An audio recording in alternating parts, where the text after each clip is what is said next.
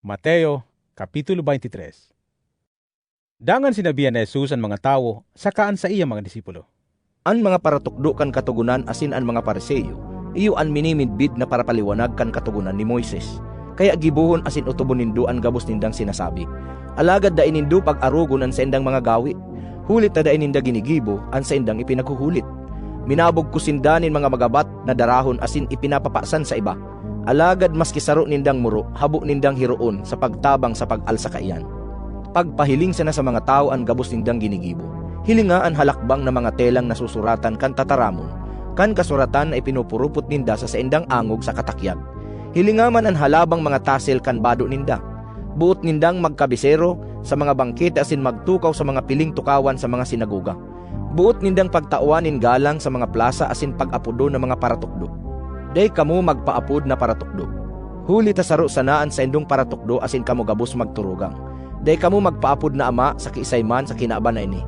Huli ta saro sanaan sa indong ama na nasa langit. Day man kamo magpaapod na kagurangnan. Huli ta saro sanaan sa indong kagurangnan, an Kristo. An pinakadakula sa indo iyo an maging surugoon nindo. Huli ta an nagpapakalangkaw ibababa. An nagpapakumbaba ilalangkaw. Hirak man sa indo mga paratukdo kan katugunan asin mga Pariseo. Mga parasagin-sagin, sinisirahan nindo sa mga tao ang kahadian nin langit. Kamu mismo da iminalaog asin inuulang paninduan buot lumaog. Herak man sa indo mga paratukdo kan katugunan asin mga Pariseo.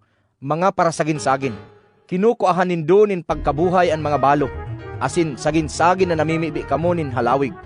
Huli ka ini, urog na magabat ang padusa sa indo. Herak man sa indo mga paratukdo kang katugunan asin mga Pariseo. Mga parasagin-sagin, minaibong kamunin mga dagat sa kaminabaklay nin harayo. Tangani sa nang makakumbirtir nin sarong tao. Alagad kun mahimo na nindo ini, ginigibo nindo siyang 2 beses na maninigong padusahan sa impyerno arog sa indo. Herak man sa indo, mga giyang buta, nagtutukdo kamo na kun ang tao magsumpa sa ngaran kan templo, bako siyang obligadong magutob kan panuga niya.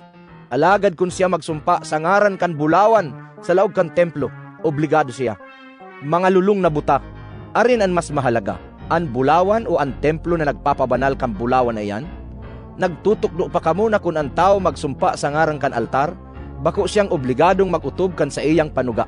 Alagad kun siya magsumpa sa ngaran kan dulot na nasa altar, obligado siya. Talagang buta kamo, arin ang mas mahalaga, ang dulot o ang altar na nagpapabanal kan dulot. Hulitan minasumpa sa ngaran kan altar, minasumpa bako sana sa ngaran kan altar, kundi sa ngaran man kan gabos na yaon diyan. An minasumpa sa ngaran kan templo, minasumpa bako sana sa ngaran kan templo, kundi sa ngaran man kan Dios na nagiirok diyan. Siring man, an minasumpa sa ngaran kan langit, minasumpa sa ngaran kan trono nin Dios, asin sa Dios na nagtutukaw diyan. Herak man sa indo mga paratukdo kan katugunan asin mga Pariseo. Mga parasagin-sagin, nagtatao kamo sa Dios ning himuluan maski kan tinanom na panrikado, siring kan anis, pamyenta asin komino. Alagad da inindo kinukuyog ang mas mahalagang katukduan sa katugunan, arog kan katanusan, pagkahirak asin pagtubod. Ini ang dapat nindong gibuhon, dangan da iman nindo pagpabayaan ang iba. Mga giyang buta, sinisira nindo sa indong inumon ang nuknuk, alagad hinahalo nindo ang kamilyo. Hirak man sa indo mga paratukdo kan katugunan asin mga Pariseo. Mga parasagin-sagin, hinuhugasan ninduan sa luwas kan sa indong tasa sa kapinggan, alagad sa laog pano kan sa indang hinabunan asin dinayaan. Parisiyong buta, hugasang unaan sa laog kan tasa sa kapinggan, tanganing magin malinig man an sa luwas. Herak man sa indo, mga paratukdo kan katugunan asin mga Pariseo, mga parasagin-sagin, kaagid kamo kan pinagayo ng mga pansyon, na malinig paghilingon sa luwas, alagad sa laog, pano nin mga tulang asin nin man lain-lain na ati.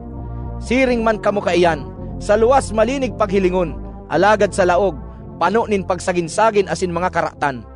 Hirak man sa indo mga paratukdo kan katugunan asin mga Pariseo, mga parasagin-sagin, minagibo kamo nin mga pansyon para sa mga propeta asin sinasamnuhan nindo an mga monumento kan mga matanos. Minasabi kamo na kun kamo nabuhay sa panahon kan sa indong mga ginikanan, dainanggad kamo matabang sa ginibo nindang paggadan sa mga propeta. Ini nagpapatuto na inaako nindo na kamo kapag arakian kan mga nanggadan kan mga propeta. Kun siring, tapusan nindo ang pinunan kan sa indong mga ginikanan. Mga halas, kapag arakian nin mga rimuranon, paano kamo makakadulag sa padusa sa impyerno? Kaya papadarahan ko kamo nin mga propeta, nin mga taong madunong asin nin mga paratukdo. Alagad an iba sa inda gagadanon nindo, an iba ipapako sa krus, an iba hahampakon sa mga sinagoga, asin pipersigiron sinda sa binurubanwa. Huli ka ini, kamo an papadusahan dahil sa paggadaninda kan mga taong inosente. Puon ki Abel sagkod ki Zacarias na aki ni Barakias, na ginadanindo sa pagultanan kan templo sa kakan altar.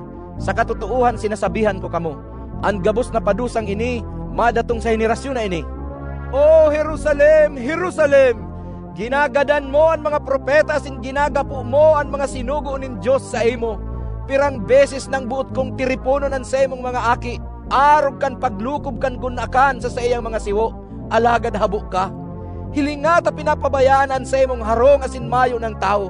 Sinasabihan ta ka, dai mo na ako mahihiling giraray sagkod na dai kami nasabing, paladanan minadatong sa ngaran ning kagurangnan.